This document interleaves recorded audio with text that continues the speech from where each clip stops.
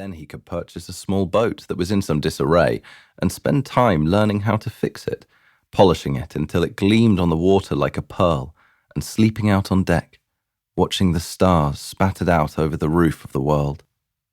But what of his decision to dedicate his life to art? He'd spent the better part of this year attempting to search out of a lone spark of inspiration, but the muses had turned their faces from him, and his sketchbooks were filled with half-formed pictures. Perhaps he had been cursed by some hidden malevolence, leaving him destined never to finish them. Sometimes they became flesh and slipped into his nightmares. A woman that had no face, a city never finished, and a man that was not whole. These nightmares had intensified now he had entered the final year of his 20s last month. 29. Another decade near completed without him making his mark on the world.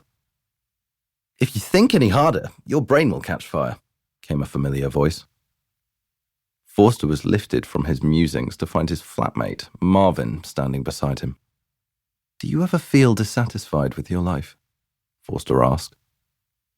Marvin regarded him through murky blue eyes, the tip of his long nose turning a delicate pink as he exhaled a plume of frozen air. "What is it now? Penning the next great novel? Becoming a chef?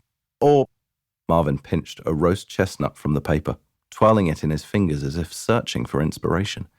His gaze alighted on the river with a lick of mischief. "Or running away on a boat?" "Nothing of the sort," Forster lied, filling his mouth with another butter-soft chestnut that tasted like Christmas. He ignored the sudden whisper of temptation that echoed Marvin's words, picturing himself painting with ingredients and writing recipes like poems. "I just seem to be suffering from a lack of inspiration lately. That's all." Marvin's sigh was deep, filled with the same bone ache of tiredness Forster felt. "You and me both, old chap. Arthur dismissed every idea I proposed to him today. I need something brilliant to cover, something that will make him wish he hadn't overlooked me. But every idea that comes to me, someone else has already thought of, written it better, at a closer source. Tired of chasing after scraps." Forster commiserated with him.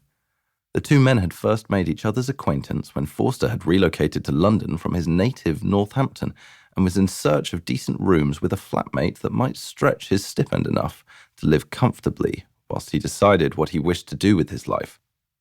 When he was younger, his dreams had been stuffed with 100 possibilities, from wearing freshly starched uniforms with polished boots and marching into war fearlessly, to living amongst bohemians in Paris, painting scenes that would hang in gallery walls, to buying a grand manor and filling it with family who would smile each time he walked into a room.